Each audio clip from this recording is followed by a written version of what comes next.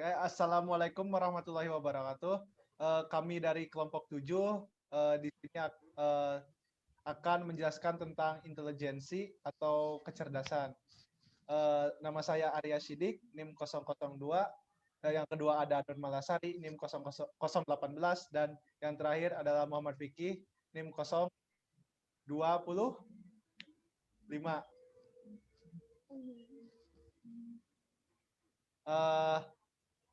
Saya akan menjelaskan pengertian kecerdasan dari Thornberg. Menurut Thornberg, intelijensi adalah ukuran bagaimana individu berperilaku. Intelijensi dapat diukur dengan perilaku individu, interaksi interpersonal, dan prestasi. Yang kedua, ada pengertian intelijensi menurut Stern dan Claparde, yaitu intelijensi adalah suatu kemampuan untuk beradaptasi atau menyesuaikan secara mental terhadap kondisi atau situasi yang baru. Nah, untuk contohnya sendiri, yaitu apabila ada seorang anak yang mengamati suatu wujud atau suatu lingkungan seperti mengamati kebun binatang, maka itu adalah dapat dikatakan persepsi. Oke, untuk materi selanjutnya, faktor akan dijelaskan oleh Muhammad Fikih. Waktu dan tempat dipersilakan. Baik, di sini saya Muhammad Fikih Nurmantoro akan menjelaskan faktor yang mempengaruhi intelijensi seseorang. Yang pertama ada pembawaan. Yang dimaksud pembawaan ini adalah sebuah sifat yang memang dibawanya sejak lahir. Misalnya seorang anak yang bisa memecahkan persoalan akan dipengaruhi juga dengan pembawaan dirinya sendiri. Meskipun pelatihan yang dilakukan sama, namun cara seseorang dalam memutuskan hal akan bisa kita lihat perbedaannya. Yang kedua ada faktor lingkungan sosial, di mana hal ini juga berkaitan dengan psikologi sosial yang dimiliki oleh seseorang. Misalnya seorang anak yang dibesarkan dalam kehidupan sosial yang baik dan tidak akan mempengaruhi dirinya menjadi orang lain. Maka intelijensi yang dimilikinya tersebut juga bisa tergantung dari apa yang didapatkannya. Yang ketiga ada faktor lingkungan. Hal yang satu ini juga bisa berkaitan dengan psikologi sosial seseorang, di mana untuk ciri-cirinya memang sudah dibawa oleh seseorang tersebut ketika dia lahir.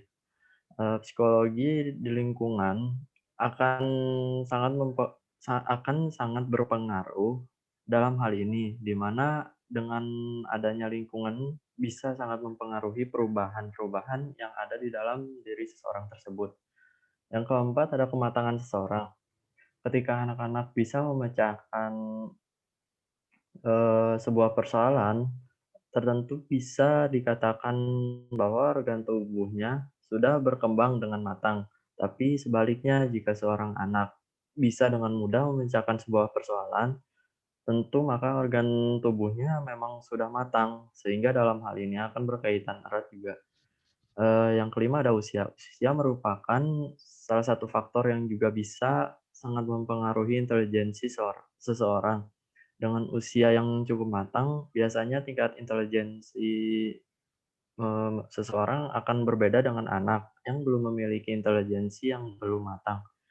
Sehingga keterkaitan umur atau usia bisa dikatakan cukup memiliki pengaruh sangat penting dan juga berkaitan erat. Yang keenam ada pembentukan seseorang.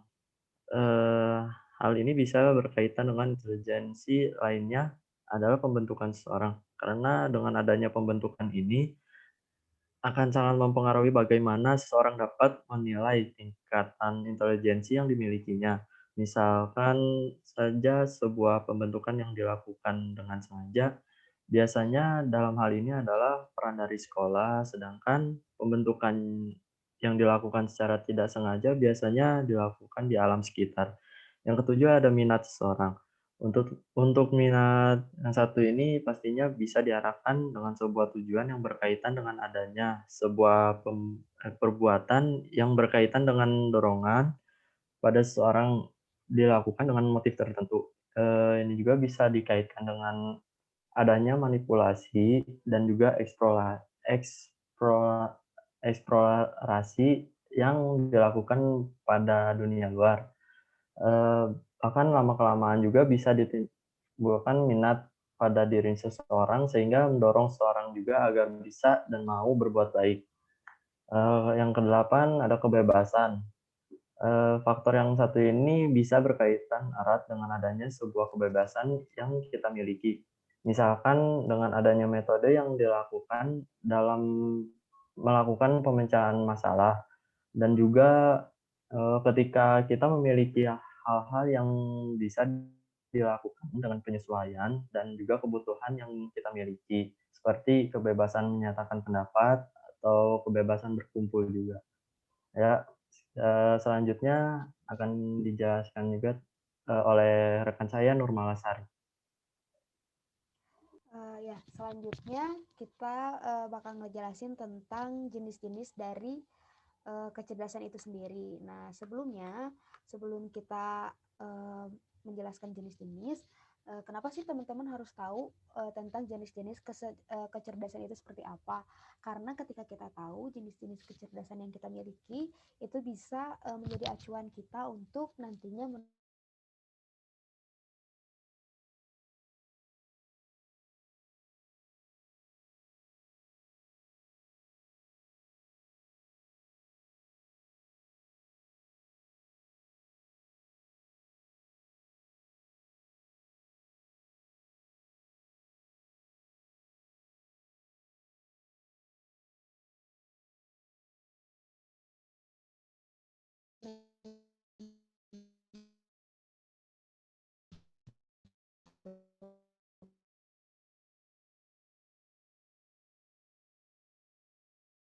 jurusan ataupun profesi yang akan teman-teman pasti tahu banget bahwa kecenderungan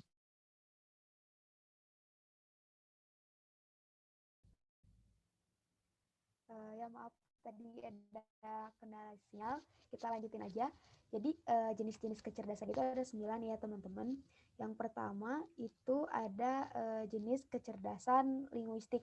Nah, orang-orang yang memiliki kecerdasan ini berkecenderungan memiliki kemampuan untuk menggunakan kata-kata secara efektif dan kemampuan dalam berbahasa.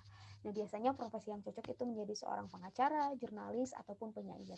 Yang kedua ada kecerdasan logika matematika. Nah, dari namanya aja udah terlihat ya bahwa orang-orang yang memiliki kecerdasan ini, mereka memiliki kemampuan untuk berpikir secara logis dan memecahkan masalah matematika dengan baik.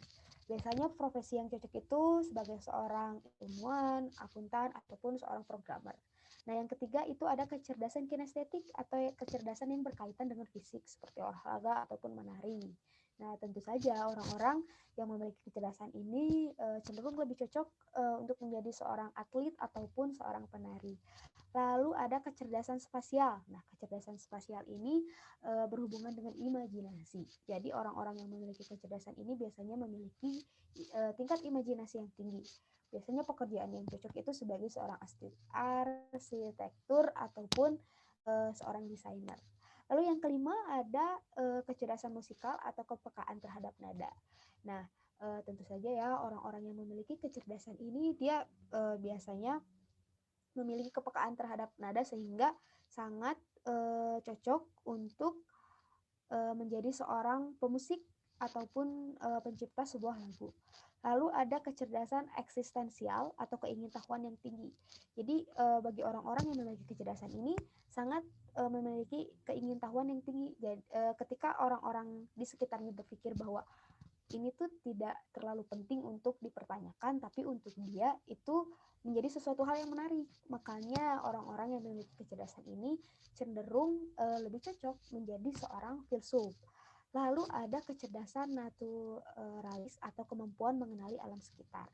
Nah, tentu saja kayak tumbuhan ataupun binatang. Dan profesi yang cocok itu sebagai seorang petani, pelaut, atau nelayan, ataupun jadi seorang pendaki.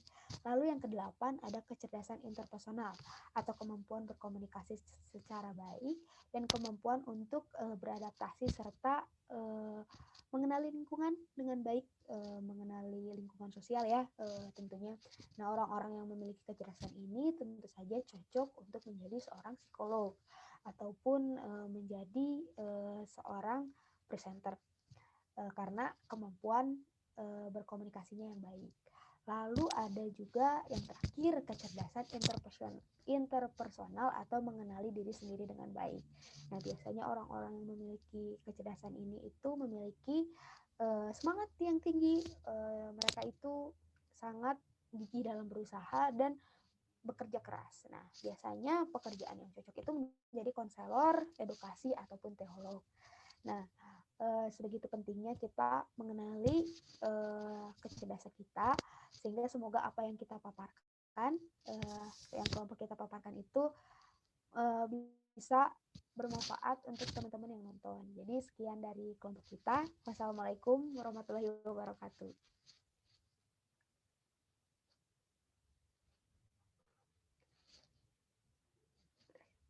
Ya udah ya.